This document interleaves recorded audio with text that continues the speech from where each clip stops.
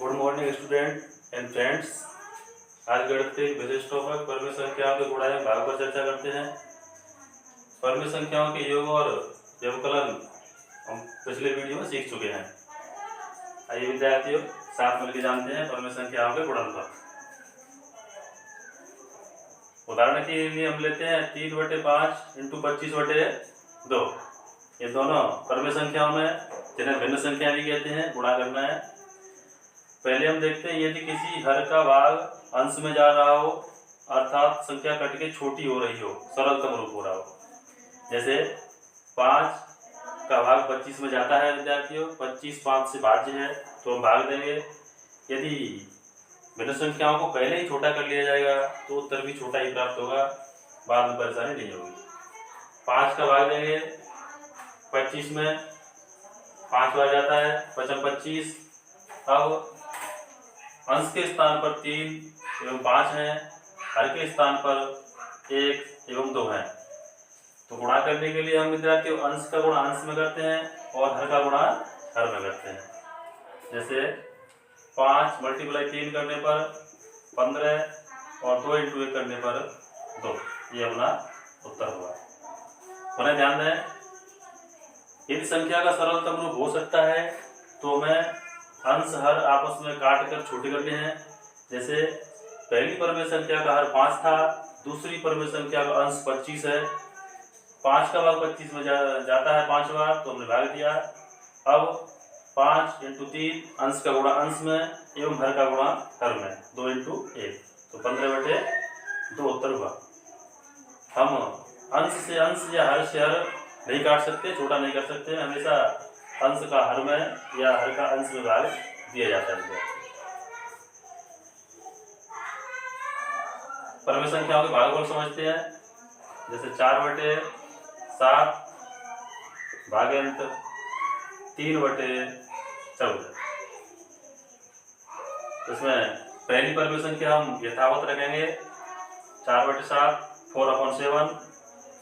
जो भाग का चिन्ह है उसे गुणा में परिवर्तित कर देंगे और अगली परम संख्या का व्युत्क्रम लिखेंगे, अर्थात हर को अंश बनाएंगे, अंश को हर बनाएंगे। गणित में नियम होता है, भागफल के अंतर्गत हम गुणा के भाग के चिन्ह को गुणा में परिवर्तित करते हैं एवं अगली दूसरी परम संख्या है उसको पलट देते हैं, नीचे का ऊपर, ऊपर का नीचे। अब जिस प्रकार से हमने यहाँ पर गुणनफल ज्ञात किया था, ठीक वैसे ही कर लेंगे। 7 का भाग 14 में जाता है 2 बार, तो 7 से 14 को भाग दिया 2 बार, 7 का भाग 7 में 1 बार। 4 × 2 करने पर हमें 8 प्राप्त होगा और नीचे 3 × 1 करने पर 3 प्राप्त होगा। सही उत्तर 8/3। कई बार विद्यार्थियों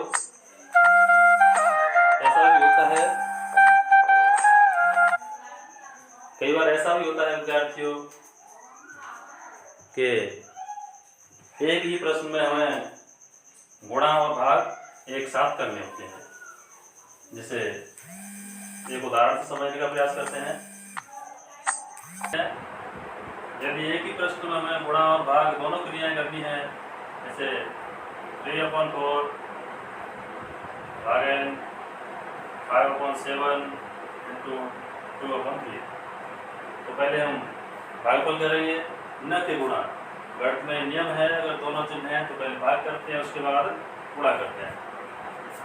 3/4 × 7/5।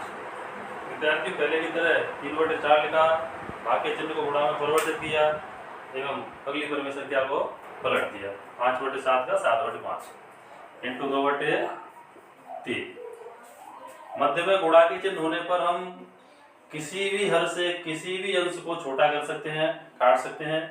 जैसे यहाँ पर 3 से 3 पूरी तरह समाप्त हो जाती है, 2 का भाग 4 में जाता है 2 बार।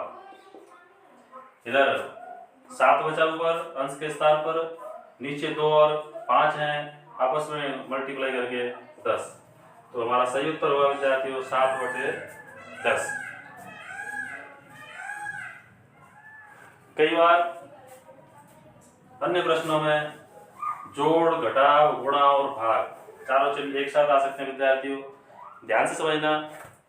चारों चिन्ह एक साथ आ जाने पर हम किस प्रकार से हल करेंगे, जैसे 1/2 प्लस 3/2 माइनस 1/4 इंटू 2/5 भागन 4/3। एक छोटा सा एग्जाम्पल लिया जिसमें प्लस माइनस इंटू डिवीजन, जोड़ घटाव गुणा भाग चारों चिन्ह है, इसे हल करने का प्रयास करते हैं।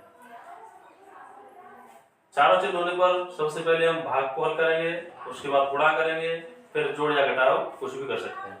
जैसे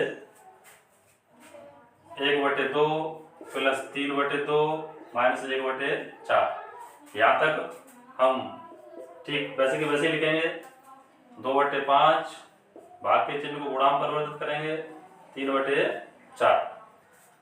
अब भागफल हो जाने के बाद हम इन संख्याओं को गुणा करेंगे। 1/2 प्लस 3/2 माइनस, इधर गुणा का चिन्ह है मध्य में, तो 2 से 4 कट गई 2 बार।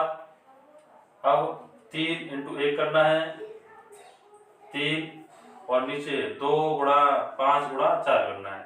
5 दूनी 10, 10 चलो 40, यानी माइनस 3/40 प्राप्त हुआ विद्यार्थी।